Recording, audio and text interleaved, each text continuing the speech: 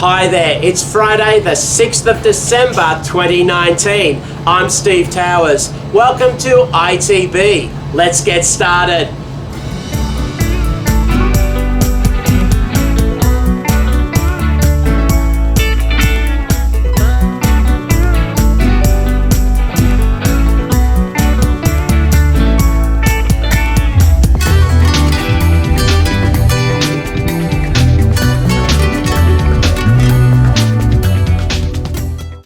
The OECD has published all of the comments it has received on the Pillar 2 public consultation document. There's a large number of comments and a very large number of pages. You can access them all on the OECD's website. For the relevant link, please go to our website or app. And don't forget the public consultation meeting, which is on next Monday from 10 a.m. to 5:30 p.m. Paris time. And as usual, it will be both live streamed and available on video on demand afterwards. For the relevant link, please go to our website or app. A good way to assess the views of developing countries in regard to Pillars 1 and 2 is to follow the blog on the International Centre for Tax and Development website, which I briefly mentioned in last week's show.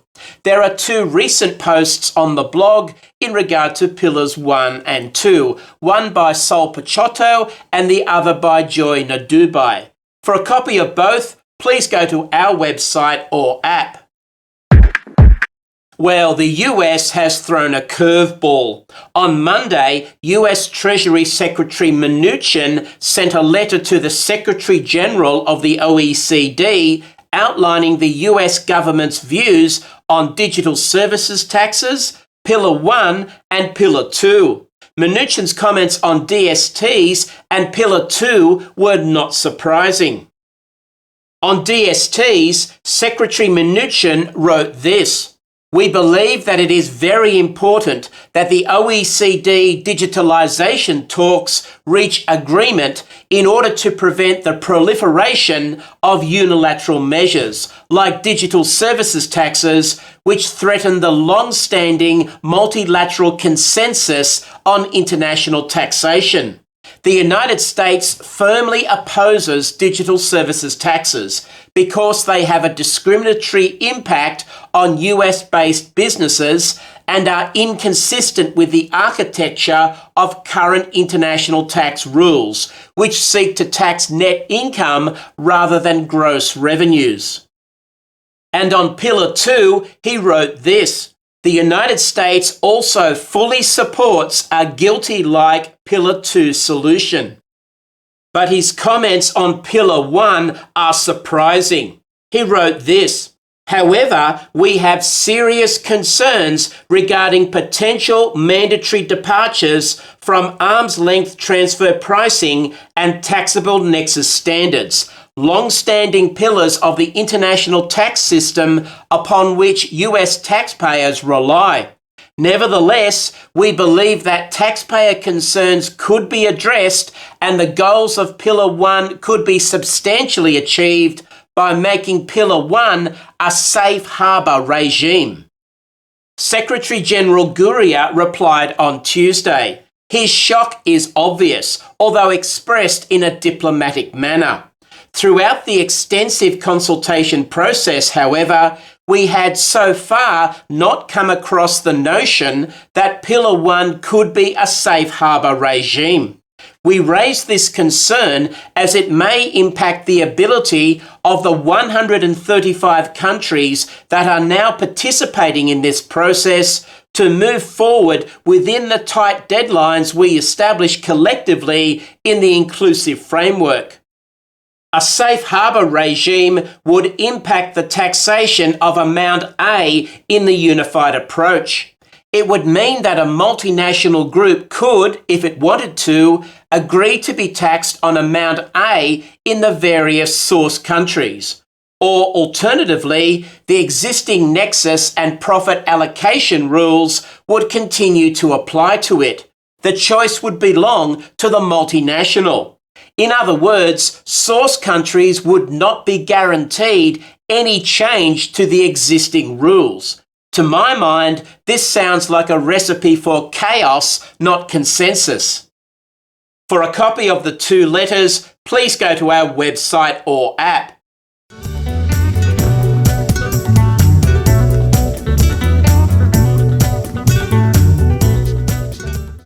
On Monday this week, the US Trade Representative issued its Section 301 report on France's DST.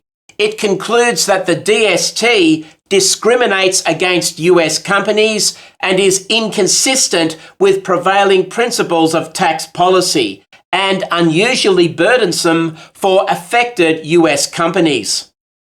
The USTR therefore has proposed the levying of additional customs duties of up to 100% on certain French products, and the possibility of imposing fees or restrictions on French services. The USTR has compiled a list of $2.4 billion of French products which could be subject to additional duties.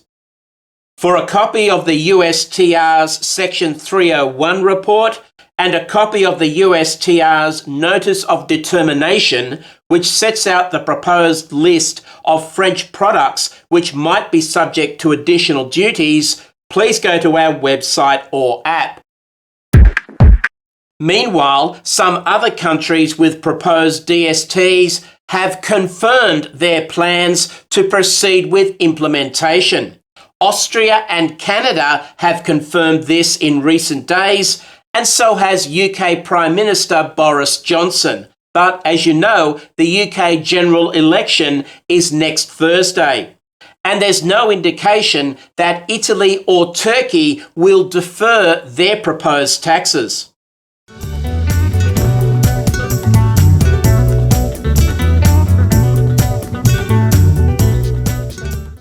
In Indonesia, the government has issued a regulation in regard to online marketplaces, referred to as trade through electronic systems.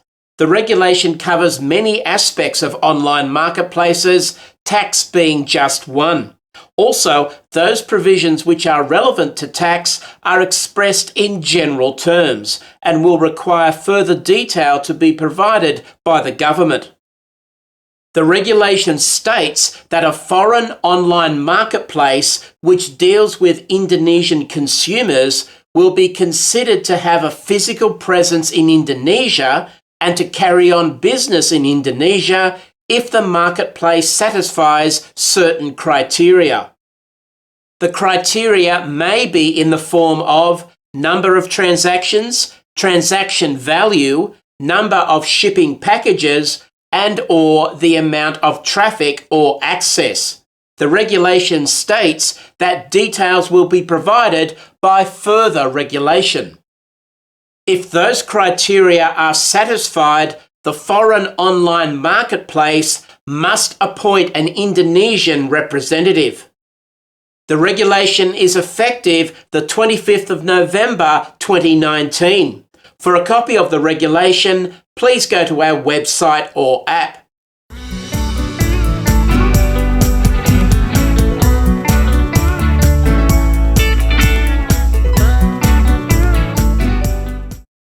The US Treasury and the IRS have released two sets of final and proposed regulations. The first in regard to the BEAT tax and the second in regard to foreign tax credits. For a copy of both sets of final and proposed regs, please go to our website or app.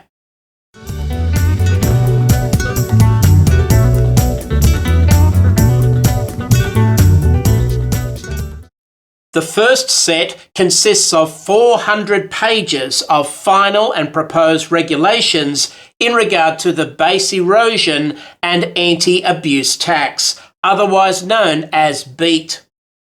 As a quick reminder, the final regulations provide this overview of BEAT.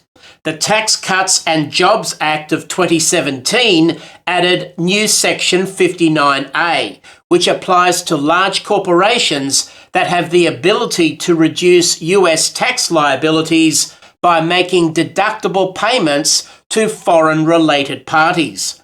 The Base Erosion and Anti-Abuse Tax, BEAT, is generally levied on large corporations that have deductions paid or accrued to foreign-related parties that are greater than 3% of their total deductions, 2% in the case of certain banks and registered securities dealers, a determination referred to as the Base Erosion Percentage Test.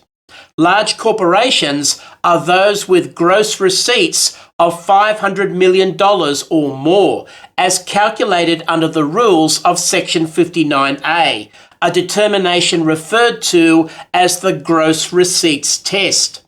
By taxing these corporations' base erosion tax benefits, the BEAT aims to level the playing field between US and foreign-owned multinational corporations in an administrable way. The BEAT operates as a minimum tax, so a taxpayer is only subject to additional tax under the BEAT if the BEAT tax rate multiplied by the taxpayer's modified taxable income exceeds the taxpayer's regular tax liability adjusted for certain credits. According to the final regulations, the government estimates that the BEAT may be applicable to 3,500 to 4,500 taxpayers. The final regulations finalised the proposed regs, which were published in December 2018. Only a small number of substantive changes were made to those proposed regs. Let me take you through them. Firstly, the final regs provide relief for certain non-recognition transactions with foreign-related parties. Secondly, the final regs deal with the issue of aggregate group members with different tax years. Third, the final regs exclude from the definition of base erosion payment losses on the sale or transfer of property to foreign-related parties. And finally, here are some other changes in the final regs. There are two notable items which were not changed from the 2018 proposed regs, despite significant public comments. Firstly, there's no exception for payments which are included in Guilty or Subpart F. And secondly, there's no change in regard to the services cost method exception. In other words, the cost amount of intragroup service charges, without any markup which might also be charged, is excluded from the definition of base erosion payment. In regard to both of these items, the final regulations blame congressional intent. The new proposed regulations introduce a significant item. Taxpayers will have an election to waive deductions, which, depending on the calculations, might enable taxpayers to avoid a BEAT liability. The election can be made at any time up to or during the course of an IRS examination. The proposed regs also state that if the election is not made, all deductions are treated as allowed, even if they have not been claimed by the taxpayer. The new proposed regs also contain provisions in regard to aggregate groups and partnerships.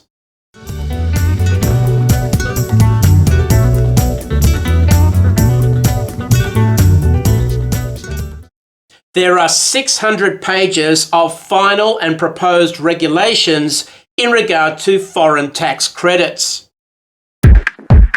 The final regulations finalise 3 sets of proposed regulations. The major focus is the finalisation of the proposed regs which were issued in December 2018. But the final regs also finalise proposed regs on overall foreign losses, which were issued in June 2012, and also portions of proposed regs on foreign tax redeterminations, which were issued in November 2007. The final regs contain only minimal changes to the proposed regs. In particular, despite significant public comments, expense allocation rules will still generally apply to the guilty basket. The most significant item in the new proposed regulations is in regard to the allocation and apportionment of research and experimentation (R&E) expenses. Such expenses will be allocated to gross intangible income, which importantly does not include dividends, subpart F, or GILTI. The proposed regulations also deal with these topics. Please hit the pause button to study this list.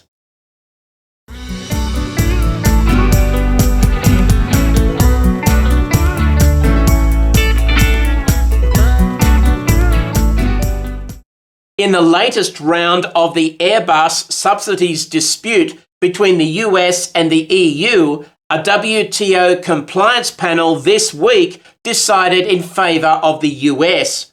For a copy of the USTR's press release on this matter, please go to our website or app.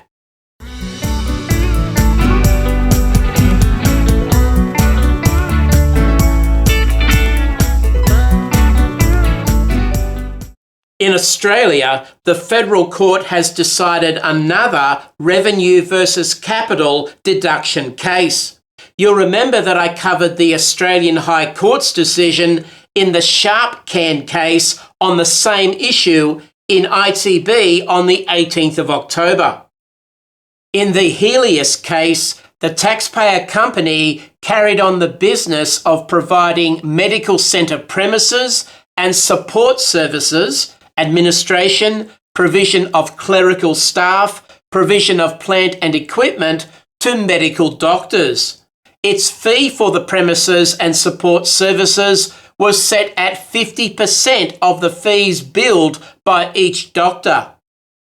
A key aspect of the company's business was to acquire new doctors to occupy its medical centres. This was not only for the purpose of expanding its business, but it was also for the purpose of improving and protecting its business. The more doctors it had in a medical centre meant that patient waiting times were reduced, which translated into higher patient loyalty. In order to acquire more doctors, the company paid doctors lump sums in consideration for their promise to conduct their medical practices exclusively from one of its medical centres for a period of time, usually 5 years. The amount of the lump sum was calculated by reference to the number of hours each week which the doctor agreed to work at the medical centre. At the end of that period, some doctors were paid further lump sums to extend the term of the arrangements. Interestingly, the contracts between the company and the doctors describe the transaction as the company purchasing the doctor's practice, including the goodwill of the practice. During the 5 tax years considered in the case, the company entered into such contracts with 500 doctors in regard to 18 of its medical centres. The Federal Court held that the lump sums paid by the taxpayer company were revenue in nature and therefore were immediately deductible. For a copy of this case, please go to our website or app. In China, the Ministry of Finance has released for public comment a draft consumption tax bill on luxury products. Public comments are requested by the 1st of January. For a copy of the draft bill, please go to our website or app. In Malaysia, the tax authorities have released an updated version of their guidance on the taxation of foreign fund management companies. For a copy of the updated guidance, please go to our website or app. In Papua New Guinea, the government has presented its 2020 budget. Only one item caught my eye, a change to the fin capitalisation rules. Under the existing rules, a 3-to-1 debt-equity ratio applies to resource companies and a 2-to-1 debt-equity ratio applies to other companies. Under the new rules, effective the 1st of January 2020, the 2-to-1 debt-to-equity ratio will apply to all companies. In Thailand, the Thai subsidiary in the Philip Morris Group has been fined about $40 million for under-declaring the value of cigarette imports from the Philippines.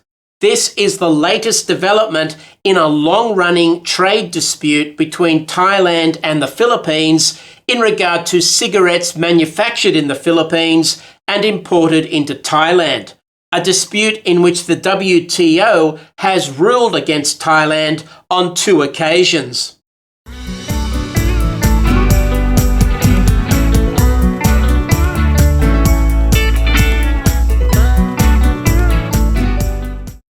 In Belgium, the government has introduced into Parliament a bill to make amendments to the earnings stripping rules, which limit interest deductions to 30% of EBITDA and which have been effective since the 1st of January 2019. The amendments relate to the operation of the rules in corporate groups. For a copy of the bill, please go to our website or app.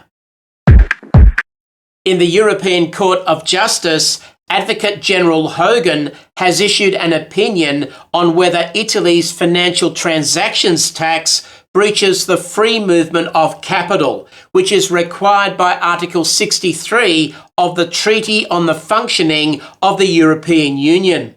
The particular scenario considered in the opinion is the imposition of Italy's financial transactions tax on transactions involving derivative financial instruments, where the underlying assets are financial instruments issued by companies resident in Italy, and in the situation where the tax applies irrespective of where the derivative transactions were concluded and irrespective of the state of residence of the contracting parties and the intermediary. The opinion is that there is no breach of Article 63. For a copy of this opinion, please go to our website or app.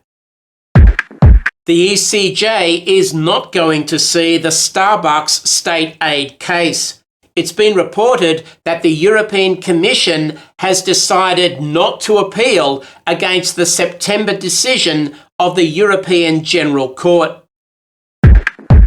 In the EU, the online marketplace VAT rules, which will operate from the 1st of January 2021, have been amended by 2 documents. Firstly, the 2006 VAT directive has been amended by a new directive.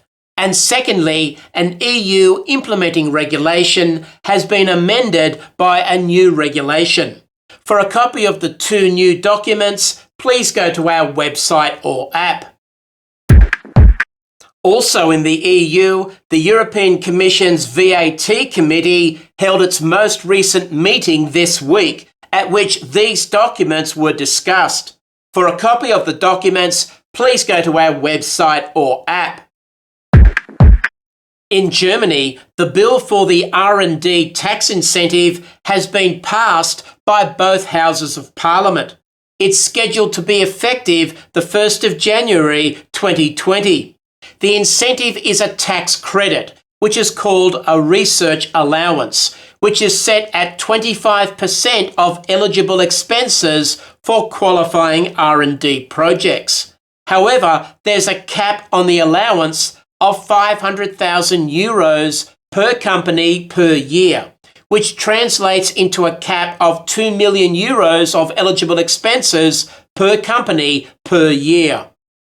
I've noted 2 interesting points. Firstly, The allowance covers fees paid to R&D service providers which are registered in EU or EEA member states. And secondly, due to EU state aid requirements, the allowance will initially operate for only 6 months from the 1st of January 2020, but will then be extended indefinitely upon receipt of the European Commission's approval of the allowance. And also in Germany, 2 other tax bills have recently been passed by both houses of Parliament. The bill to increase the aviation tax rates and the bill to reduce the solidarity surcharge.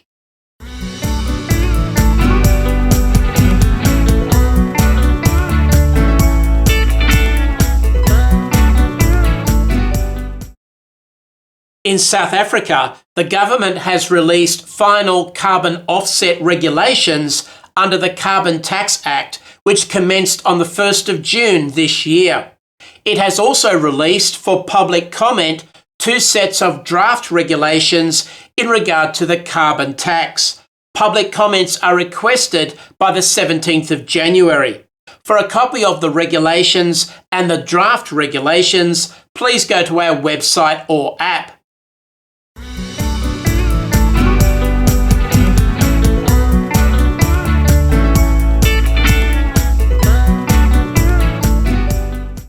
In Canada, the tax court has decided a case in regard to whether a foreign tax credit can be claimed in Canada for UK national insurance contributions, either under Canadian domestic law or under the Canada-UK double tax treaty. The court said no, because the national insurance contributions don't qualify as tax. For a copy of this case, please go to our website or app. In Colombia, you'll remember that the government is trying to have Congress pass a new tax reform bill after the 2018 tax reform bill was ruled as unconstitutional by the country's constitutional court. Well, it's proving to be difficult.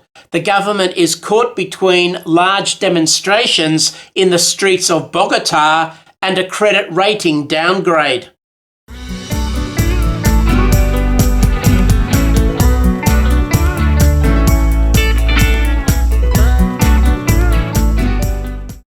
And now for this week's treaty developments. We've had 3 protocols signed, 1 treaty enter into force, and 1 protocol enter into force.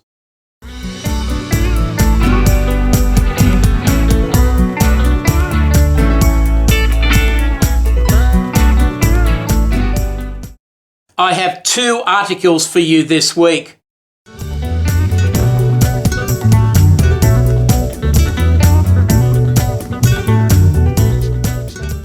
The first article is called The Evolution of Controlled Foreign Corporation Rules and Beyond. It's written by Brian Arnold and it's published in the Bulletin for International Taxation. According to the synopsis, this article traces the evolution of CFC rules, including their compatibility with treaty provisions. It argues that CFC rules would be preferable to the inclusive framework proposal on Pillar 2 for a minimum tax on all CFC income. In regard to the relationship between CFC rules and double tax treaties, the author writes this: the relationship between CFC rules and tax treaties has evolved dramatically since the 1977 OECD model. In the 1977 OECD model, CFC rules were viewed as generally unacceptable and incompatible with the provisions of tax treaties based on the OECD model. The onus was placed on countries with CFC rules to put an explicit provision in the tax treaties that they concluded to permit the application of the rules. As more countries, and more influential ones, adopted CFC rules, These rules were recognised in the commentary on Article 1 of the OECD model by a large majority of OECD member countries as legitimate measures to protect a country's tax base. However, the contrary views of a minority of OECD member countries were also recognised, and the onus continued to be on countries with CFC rules to ensure that their tax treaties contained an explicit provision allowing the application of CFC rules. In addition, the OECD commentary on Article 1 indicated expressly that CFC rules should not apply to CFCs in countries with tax rates comparable to the tax rate in the residence country, or to commercial or industrial income earned by CFCs. These exceptions were gradually eliminated until, finally, CFC rules were explicitly considered to be in accordance with the provisions of tax treaties based on the 2017 OECD model or the 2017 UN model, irrespective of the scope of the CFC rules or the inclusion of a saving clause in a tax treaty.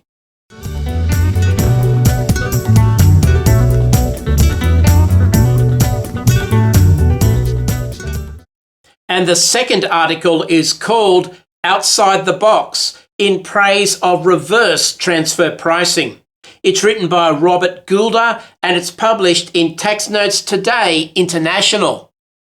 This article focuses on a planning strategy with the US BEAT tax, which involves the pricing of outbound related party expenses below the arm's length price, a counterintuitive strategy. If this sounds familiar, it might be because I mentioned it in ITB on the 8th of November. An IRS officer had stated that the IRS can make transfer pricing adjustments to increase a taxpayer's deductible related party expenses in order to counteract this strategy. I should note that this article was published before this week's release of proposed regulations on BEAT, which I discussed in section 2 of today's show. You'll remember that the proposed regs introduce a taxpayer election to waive deductions as a method to reduce exposure to the BEAT tax. An obvious downside with exercising that election is that although the BEAT tax might be avoided, the group might be exposed to economic double taxation due to the loss of deduction in the US and the taxation of the income amount in another country, or even the US, under Subpart F or guilty. The reverse transfer pricing strategy, which is described in this article, might be a way to reduce exposure to the BEAT tax and not cause economic double taxation due to the inherent subjectivity in the arm's length principle. The author briefly explains this point. A lot of transfer pricing relies on the comparable profits method or transactional net margin method. These offer leeway within the acceptable interquartile range. Cherry-picking a low markup can go a long way toward changing the amount of a service charge. Ditto for interest on related party loans and royalties under an intellectual property license. There's also subjectivity in allocating the cost base. Cherry-picking the right allocation factors can produce significant swings. The selection of allocation factors is governed by a mere reasonableness standard under US regulations.